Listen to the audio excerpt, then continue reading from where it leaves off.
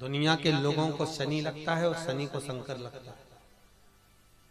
दुनिया के लोगों को शनि लगता है, शनि को शंकर। इसलिए आज भी नियम है कि काशी विश्वनाथ का नाम लेकर एक काजल की डिब्बी को लीजिए। अगर किसी को शनि लग गया हो, कोई प्रॉपर्टी का काम कर रहे हो, कोई व्यापार करते हो और व्यापार नहीं चल रहा, बहुत अड़चने आ रही है, कोई ना कोई परेशानी पे परेशानी आ रही है, एक काजल की डिब्बी लो, काजल की डिब्बी लो, काशी विश्वनाथ का नाम लो और 21 बार उतारो और उतार कर किसी पेड़ के नीचे तक खड्डा खोद कर उसको दबा दीजिए। आपका काम यूं सफलता की ओर बढ़ना चालू हो जाएगा। शनि की कुदृष्टि समाप्त, 7.5 ढैया समाप्त, परेशानी नहीं। शनिवार के दिन जो पीपल के वृक्ष में सरसों के तेल का दीप लगाता है उसको शनि कभी परेशान नहीं करता। एक बात हमेशा ध्यान रखिएगा, मान लो अगर कोई भारी रोग ऐसा शनि महाराज के कारण हो गया हो, अच्छे काम करते करते उल्टे हो रहे हैं, होते हैं किसी किसी के साथ में, विपरीत परिस्थितियां आ जाती है, अच्छा करने जाओ बुरा हो जाता है, अच्छा कर्म करने जाओ बुरा हो जाता है। तो पीपल के वृक्ष की जो छाल होती है, छाल देखिए, पीपल के वृक्ष में जो छाल लगी होती है, उस छाल को घिसकर चंदन बनाकर भगवान शंकर का स्नान कराकर, अभिषेक कराकर, पूजन कराकर, पूजन कराने के बाद में पिपलेश्वर महादेव का नाम लेकर, कौन से महादेव?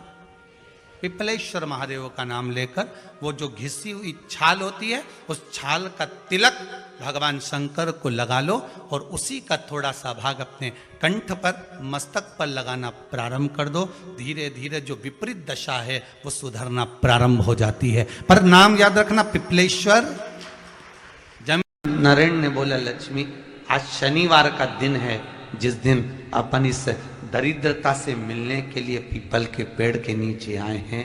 हिंदू धर्म में ये दिन पीपल के वृक्ष के लिए पूजनीय होगा। जो भी शनिवार के दिन पीपल के वृक्ष की पूजन करेगा, दूध चढ़ाएगा या मिष्ठान का भोग लगाएगा, लक्ष्मी और नारायण उसके घर में प्रवेश कर जाएगा। लक्ष्मी और नारायण उसके घर में प्रवेश करेगा। इसलिए नियम बनाया। कौन से दिन का? शनिवार। लक्ष्मी जी बोली, नारायण आपने तो एक दिन का वार लिख दिया, शंकर जी ने 7 वार बनाए हैं, रविवार, सोमवार, मंगल, बुध, गुरु, शुक्र और शनि, ये शिव जी ने बनाया। अब एक दिन आपने अपना बना लिया, बाकी के दिन अगर कोई इस पीपल के वृक्ष के नीचे आएगा और यहां तो दरिद्रता बैठी है तो उसका क्या होगा? भगवान नारायण बोले, सुन दरिद्रता, तेरे से एक विनती है, अगर कोई भी मनुष्य इस पीपल के पेड़ के नीचे अगर 7 दिन में आता है और उसके हाथ में अगर कोई सामग्री होती है तो तू उसके घर में प्रवेश नहीं करेगी। नियम है पीपल के वृक्ष का, या तो पानी का लोटा लेकर जाओ, कुंकू का चोपड़ा लेकर जाओ, शक्कर लेकर जाओ, या पेड़ के नीचे चींटी को डालने के लिए आटा ले जाओ, पर खाली हाथ पीपल के वृक्ष के नीचे कभी मत जाओ, कभी नहीं। खाली हाथ जाओगे तो दरिद्रता तुम्हारे घर में प्रवेश करेगी। दरिद्रता उठकर खड़ी होकर बोली, नारायण तुमने अपनी मनमानी करी है, एक दिन मुझे भी मेरा चाहिए। भगवान ने कहा, बोल कौन सा दिन चाहिए? दरिद्रता कहती है, रविवार के दिन इस पीपल के वृक्ष के नीचे मैं दिन भर नृत्य करूं, इसमें रहूं, और जो यहां आए रविवार को मैं उसके घर में प्रवेश करूं। भगवान ने कहा, ठीक है। दरिद्रता, रविवार का दिन एक ऐसा दिन रहेगा जिस दिन तू इस पीपल के वृक्ष के नीचे नृत्य करेगी और जो आएगा इस पीपल के वृक्ष के नीचे तो उसके साथ प्रवेश करेगी। मैंने तुझे वर दिया। इसलिए हमारे यहाँ केवल पीपल का वृक्ष अगर दीवार में भी लग जाता है ना, किसी की फैक्ट्री की दीवार में, किसी के घर की दीवार में पीपल का वृक्ष अगर लग जाता है, पीपल का पौधा लग जाता है, उसको कितना भी तोड़ लो वो वापिस लग जाएगा। फिर तोड़ोगे फिर लग जाएगा। अगर पीपल के पौधे को तोड़ना है तो केवल रविवार का दिन एक नींबू, एक मिर्ची और बमूल का कांटा, ये 3 चीजें रखने के बाद में आधे घंटे बाद रविवार के दिन पीपल के पेड़ को उखाड़ कर फेंक दो। दूसरी बार कभी पीपल दीवार में लगता ही नहीं, कभी नहीं लग सकता, केवल एक रविवार का। केवल एक संकेत, इतवार। घर में दीवानों पर अगर पीपल लग भी गया है, इसलिए पीपल के वृक्ष को वो खाने का, अगर घर में पीपल लगा हुआ है या पीपल का पौधा हमारे घर में लग गया, उसको उतारना, निकालना, लगाना, तो पीपल के वृक्ष को अगर निकाला जाता है तो रविवार के दिन, और अगर पीपल के वृक्ष को कहीं लगाया जाता है तो सोमवार के दिन या मंगलवार के दिन, बुधवार के दिन, इन दिनों में लगा सकते पीपल के वृक्ष कहीं लगाना। शनिवार का दिन एक ऐसा दिन होता है जिस दिन पीपल के वृक्ष को कहीं जाकर लगाया नहीं जाता, क्योंकि शनिवार के दिन पीपल के वृक्ष के नीचे लक्ष्मी रहती है। हम अपने हाथों से अगर पीपल का वृक्ष किसी दूसरी जगह पर शनिवार को रोपित करते हैं तो हमारे घर की लक्ष्मी अपने घर से छिन्न होकर चली जाती है। इसलिए शनिवार के दिन पीपल लगाया नहीं जाता, किसी के घर जाकर उसको वापस पलटा नहीं जाता। लग गया उसको डाल। प्रभु मेरी धर्म पत्नी को कहाँ रखूं आप बताओ? वो तो जहां यज्ञ होता है, अनुष्ठान होता है, दान होता है, पुण्य होता है, सत्कर्म होता है, वहां जाने को तैयार नहीं। अब करूं क्या? भगवान ने बोला एक काम करो। दुर्वासा जी बोले जिसके यहां रात्रि में बर्तन झूठे पड़े रहते हो उसके घर में इस दरिद्रता को लेकर तुम प्रवेश कर जाना। जिसके यहां रात्रि में बर्तन झूठे पड़े हो वहां लेकर प्रवेश कर जाओ। दूसरी जगह दुर्वासा जी बोले जो स्त्री घर में दोपहर के समय पर सो रही हो उसके घर में इसको लेकर प्रवेश कर जाइए। जो स्त्री दोपहर के समय में घर पर सो रही हो इस दरिद्रता को लेकर प्रवेश कर जाइए। तीसरा, जिसके यहां पर दरवाजे पर कांटे वाले पौधे लगे हों उस घर में इस दरिद्रता को लेकर प्रवेश कर जाइए। दरिद्रता, कितनी सुंदर बात कही है। दाता और विधाता कौन कौन? दाता और विधाता। लक्ष्मी और दरिद्रता के सगे भाई हैं। कौन कौन? दाता और विधाता। दाता को फिटकरी प्रिय है, विधाता को नमक प्रिय है। ये दोनों हमेशा लक्ष्मी को और दरिद्रता को दोनों को समझाते थे, दोनों में प्रेम बढ़ाते थे। आज भी हिंदू धर्म की रीति है। यहां तो ठीक है, जिसके यहां पर भी अगर थोड़ी सी भी परेशानी होती है, थोड़ा सा क्लेश होता है, अशांति होती है, लक्ष्मी नहीं टिक रही हो, काम नहीं बन रहे हो, बहुत प्रयास करा जा रहा हो और हमारा कार्य नहीं होता, तो क्या करते हैं? फिटकरी और नमक को पानी में डाल देते हैं और घर में पोछा लगा देते हैं। आप लोगों ने आजकल फेसबुक पे भी पढ़ा होगा, व्हाट्सएप पे भी पढ़ा होगा। तो क्यों लिखा उसमें? उसका कारण ही केवल होता है कि दाता और विधाता की प्रियता उसमें। माता ख्याति के जो 4 बच्चे हुए इसमें जो 2 लड़के हैं दाता और विधाता, उसकी प्रियता उसकी पूर्णता उस। अब दुर्वासा जी बोले अपनी धर्म पत्नी को वहां लेकर, जहां कांटेदार पौधे लगे हों वहां पर लेकर प्रवेश कर जाइए।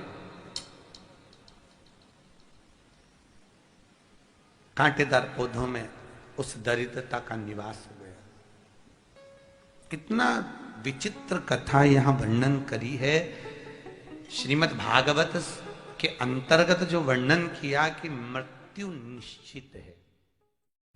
काशी में जो शिव जी की स्थापना कौन ने करी? काशी में जो शंकर भगवान बैठे उनकी स्थापना करी थी शनि महाराज। किसने करी थी? शनि महाराज ने। क्योंकि भगवान शनि महाराज को उनकी माता के द्वारा श्रापित हो गए और शनि महाराज कांपने लगे। शनि महाराज कांपते कांपते मैं जाऊं तो जाऊं कहां, करूं तो करूं क्या? महाराज शनि महाराज दौड़े और दौड़कर भगवान भोलेनाथ के पास पहुंचे। हे शंकर, त्रिकालदर्शी, कैलाशी, अविनाशी, कृपा करिए बाबा भोलेनाथ, कृपा करो। क्योंकि दुनिया में 33 करोड़ देवी देवता हैं जिनको शनि लग सकता है, केवल एक किसको छोड़कर? शिव को छोड़कर। राम जी को शनि लगा तो 14 वर्ष वनवास चले गए। कृष्ण को शनि लगा तो मथुरा छोड़कर द्वारका चले गए। शनि लगा। हनुमान जी को शनि लगा तो गुफा में बैठकर राम राम जपना पड़ा। शनि सबको लगता है, केवल शनि नहीं लगता तो एक मेरे महादेव को, मेरे भोले बाबा को नहीं लगता। शंकर के पास में शनि आ गए। शनि ने आकर कहा भोलेनाथ कृपा करिए बाबा, मैं बड़ा कष्ट में हूं, मैं करूं क्या? बाबा भोलेनाथ ने कहा जा गंगा जी के तट पर काशी में जाकर एक शिवलिंग की स्थापना कर, उसकी आराधना कर और तेरा शरीर ठीक हो जाएगा, कष्ट नहीं भोगेगा। शनि महाराज ने काशी में जाकर शिव जी की स्थापना करी। आज भी नियम है, जिसको शनि लग जाता है एक काजल की डिब्बी ले लो और काजल की डिब्बी को 21 बार उतार कर उसको एकांत में जाकर, जंगल आदि में एकांत में किसी पेड़ के नीचे इतना सा खड्डा खोद कर उसमें काजल की डिब्बी को डाल दो और मिट्टी से पूर दो, उस व्यक्ति का शनि समाप्त हो जाता है। काशी विश्वनाथ का नाम लेकर काजल की डिब्बी को 21 बार उतार कर अगर काशी विश्वनाथ का नाम लेकर शनि वाले व्यक्ति को अगर पेड़ के नीचे दबा दे, शनि समाप्त, शनि उसको परेशान नहीं कर सकता। काशी कितनी मूलता है, शिव साधारण नहीं है। और शिव महापुराण में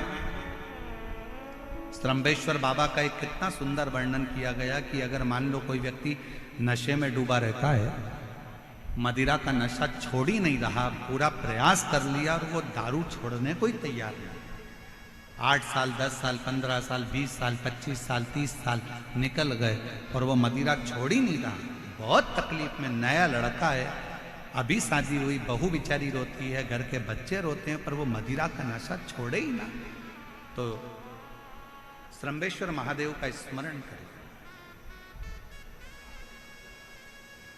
बेलपत्री के 5 पत्ते, शमी के 3 पत्ते। बेलपत्री के कितने पत्ते? 5। शमी के कितने पत्ते? 3। बेलपत्र के 5 पत्ते, शमी के 3 पत्र और काली मिर्च 5। एक पत्र, शमी पत्र सब साथ में लेकर काली मिर्च के साथ में बाबा देव अधिदेव महादेव को, भगवान शंकर को समर्पित करो। श्रंभेश्वर महादेव का नाम लीजिए, जम के बोलो कौन सा महादेव? श्रंभेश्वर महादेव। आपने कथा में सुना होगा कि शरंभ पक्षी का रूप मेरे शंकर भगवान ने लिया था। किसके लिए लिया था? नरसिंह भगवान को जो गुस्सा आ रहा था, नरसिंह भगवान जो तोड़ फोड़ कर रहे थे, सारे देवताओं को डर लग रहा था, तब भगवान शंकर ने शरंभ पक्षी का रूप धारण कर कर नरसिंह भगवान को अपने पंजे में उठाकर अलखनंदा नदी में ले जाकर डाल दिया। शिव जी ने एक नाम लिया, शंकर जी का एक नाम का उच्चारण हुआ। क्या नाम था? जम के बोलो, श्रंभेश्वर महादेव। आवाज नहीं आ रही है, जरा दम के बोलो, कौन से महादेव? बोल श्रंभेश्वर महादेव की। श्रंभेश्वर महादेव। 5 बेलपत्र, 5 कमल काली मिर्च, 3 शमी पत्र शंकर जी को चढ़ाकर बाबा से शंभेश्वर महादेव का नाम लेकर विनय कर कर, बाबा आपकी कृपा होगी तो जीव नशे से मुक्त जरूर होगा। शंकर, आपकी कथा कहती है कि आप राम नाम की मस्ती में डूबते हो और नशे को त्यागते हो। बाबा, मेरे भी घर में एक व्यक्ति, उसका नाम ये है, ये गोत्र है, वो नशे में डूबा रहता है। बाबा, इसको नशे से बाहर निकालो। झोली पसार कर प्रणाम करो, अपने हाथ की हथेली को, जैसे ये जल बहने वाला जो स्थान है, यहाँ ये पानी जो यहाँ से बहकर आता है, अपने सीधे हाथ की हथेली को यहाँ लगाओ, सीधे हाथ की हथेली को यहाँ लगाकर, ये जो जलाधारी है, यहाँ अशोक सुंदरी का स्थान होता है, अपनी हथेली को यहाँ लगाओ। कार्तिकेय गणेश जी का जो स्थान जलाधारी पर होता है, वहाँ हथेली को लगाकर बाबा के शिवलिंग का स्पर्श कर कर जो चढ़ाई हुई सामग्री है उसको वापस उठा लो और लेकर आ जाओ। शमी पत्र मदिरा पीने वाले व्यक्ति के कक्ष में रख दो, और एक बेलपत्र और एक काली मिर्च जो मदिरा के नशे में लगा रहता है, सुबह के टाइम पर बेलपत्र, शाम के समय पर काली मिर्च, किसी भी तरह से उसको खाने में देना प्रारंभ करिए। 15 दिन बाबा का चढ़ा हुआ जल श्रंभेश्वर महादेव के नाम से दीजिए। ज्यादा से ज्यादा 20 दिन 22 दिन के अंदर वो धीरे धीरे मदिरा छोड़ना प्रारंभ कर देगा, मदिरा से दूर होता चले। शिव तत्व शंकर ओ घड़ी, शिव ओ घड़ी। फिर से एक बार भगवान का नाम लीजिए। कौन से महादेव? श्रंभेश्वर महादेव। और ये नाम कोई साधारण नाम नहीं है। कितना भी घर में झगड़ा हो रहा हो, भाई भाई का झगड़ा हो, रिश्तेदारों का झगड़ा हो, कोर्ट कचहरी चल रही हो, अगर आप तकलीफ में हैं तो एक लोटा जल श्रंभेश्वर महादेव के नाम से शिव जी पे चढ़ाओ। धीरे धीरे धीरे धीरे अंतर। कोई कोमा में पड़ा है, व्हील चेयर पर पड़ा है, हॉस्पिटल में पड़ा है, डॉक्टर ने कह दिया कि अब भगवान के ऊपर है, हमने सारी दवाइयां दे दी, गोलियां दे दी, सारा इलाज कर लिया, अब ये उठेगा नहीं उठेगा, चलेगा नहीं चलेगा, आगे बढ़ेगा नहीं बढ़ेगा, इसकी जवाबदारी हमारे पास नहीं है। उस समय पर केवल ध्यान देना, अशोक सुंदरी, गणेश जी, कार्तिकेय वाले स्थान पर एक एक चावल का दाना 3 रखो। अगर पी ले तो ठीक है, नहीं पी सकता उसके शरीर पर उस जल को लगाना रोज प्रारंभ करो। धीरे धीरे वो कोमा से भी बाहर निकलेगा, शरीर भी चलेगा और वो आगे बढ़ना प्रारंभ करेगा। श्रंभेश्वर महादेव के नाम मात्र में इतना बल होता है कि श्रंभेश्वर महादेव की यहां तक शिवपुराण कहती है कि जब जब श्रंभेश्वर महादेव की कथा आए और दिल से अगर आपने सुना है तो व्यक्ति रोग से, दुख से निवारण होता ही है। वो श्रंभेश्वर महादेव, श्रंभेश्वर। क्यों शिव महापुराण की कथा में लोग इतने तकलीफ है, बीमार हैं तो भी शंकर की कथा में क्यों जाते? इतना धूप है, गर्मी है, फिर भी लोग जाते, बीमार लोग भी पहुंचते, क्यों पहुंचते? उसका कारण है किसी भी तरह से शंकर की कोई कथा हमारे श्रवण शक्ति में जाएगी और वो हमें शक्ति प्रदान करेगी, क्योंकि उसका नाम महामृत्युंजय है। वो मृत्यु को भी जीत सकता है तो आराम जरूर दे सकता है। वो शिव है। भगवान शंकर ने नरसिंह जी के क्रोध को शांत करा तो शिव जी का नाम श्रंभेश्वर महादेव पड़ गया। ये श्रंभेश्वर महादेव कोई साधारण महादेव का नाम नहीं है। जब घर में चारों तरफ क्लेश ही क्लेश रहता हो, अशांति ही अशांति रहती है, चारों तरफ क्लेश ही क्लेश रहता है, तब एक लोटा जल पूरे घर में घुमाकर तब महादेव के ऊपर चढ़ाया जाता है और शिव कृपा करते हैं तो घर के अंदर अपने आप शांति होना प्रारंभ हो जाती है। श्रंभेश्वर महादेव। कभी कभी हम नवयुवक बेटा बेटियों से कहेंगे कि युवानी की अवस्था रहती है ना तो थोड़ा सा गुस्सा आ जाता है, थोड़ा चिड़चिड़ापन आ जाता है, बहुएं भी कुछ बोल जाती हैं, बेटे भी कुछ बोल जाते हैं। जवानी अवस्था है, कई बार युवानी अवस्था में थोड़ा मुख पर क्रोध आ जाता है, कई बार सत्ता में बैठ जाते हैं, कुर्सी पर बैठ जाते हैं, सिंहासन पर बैठ जाते हैं, अच्छे अधिकारी के पद पर बैठ जाते हैं तो गुस्सा बढ़ जाता है, क्योंकि कुर्सी का इफेक्ट आ जाता है, थोड़ा सा अंतर आ जाता है कि हम सत्ताधारी, हम वैभवधारी। तो उस समय पर कभी कभी नवयुवक बच्चे हों, कभी नवयुवक बेटियां हों, कभी कोई आधिकारिक पद पर बैठ गए तो अंदर से थोड़ा चिड़चिड़ापन क्रोध आ जाता है। कई बार पत्नी भी कह देती कैसे हो गए हो तुम, क्यों चिड़चिड़ करते हो, शांति रखा करो, थोड़ा अच्छे रहा करो।